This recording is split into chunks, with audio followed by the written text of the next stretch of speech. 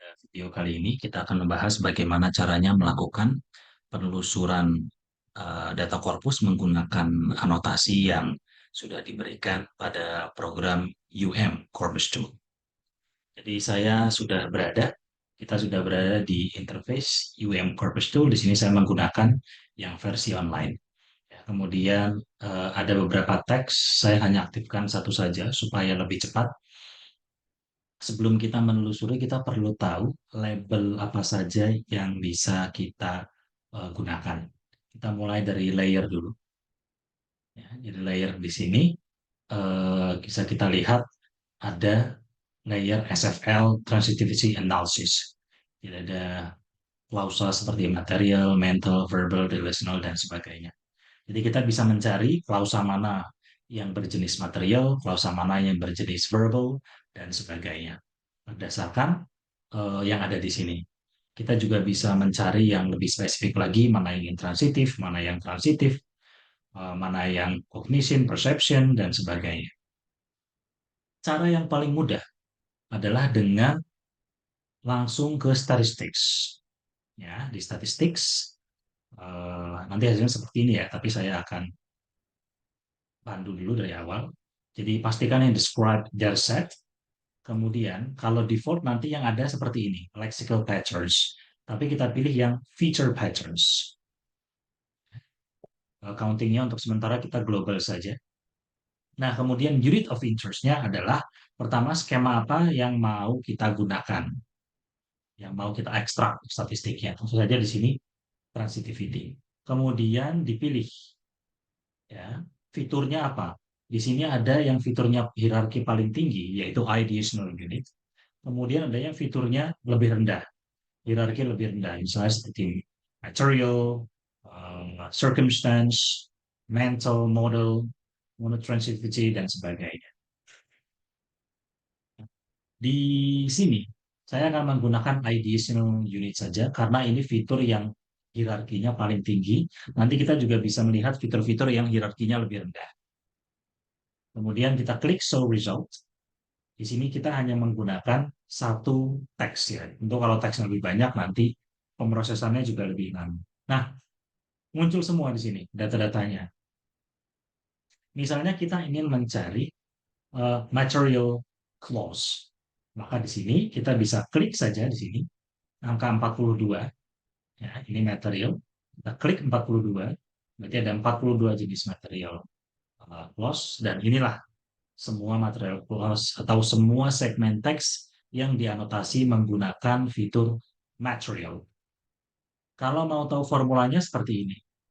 Jadi kita buka dulu kurung sudut, kemudian untuk attribute-nya, untuk tag-nya klik transitivity, tulis transitivity, kemudian atributnya adalah feature, sama dengan, kemudian baru yang mau kita cari. Misalnya di sini material. Kemudian setelah dikurung dengan quotes, diakhiri dengan backslash, dan ditutup lagi dengan kurung sudut. Tentu ini kita bisa ganti. Misalnya saya mau ganti jadi mental ya, mental verbs atau mental clause. Nah, kita akan mendapatkan hasil seperti ini. Jadi kita bisa menggunakan statistik atau kita bisa mengetik langsung. Kelebihan menggunakan statistik adalah kita tidak perlu mengingat rumusnya ya.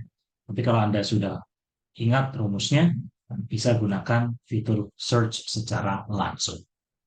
Baik, itu yang pertama. Kemudian yang kedua, kita juga bisa mencari, kita juga bisa menelusuri korpus berdasarkan annotation yang ada di sini, fitur annotation. Nah, kalau yang di sini layers itu kan skemanya ya. Skemanya seperti apa? Di sini annotation itu sedikit berbeda. Ya. Misalnya di sini bisa kita lihat ada seperti carrier, ada process, ada attribute, ya, proses, goal, ya, circumstance, phenomenon, dan sebagainya. Ya, ini agak sedikit berbeda para taksis ya dengan yang di layer. Nah, bagaimana cara menelusurinya? Kalau misalnya ini tadi itu adalah transitivity, ini kita ganti menjadi segmen. Oh, sorry. Ya, segment. Bentar, kita saja. Oke, sorry. Ideational unit. Kita ganti jadi ideational unit. Ini di bawah sini nih.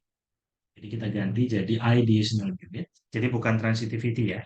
Ideational, kemudian unit. Pastikan ada tanda stripnya di antara additional dan unit.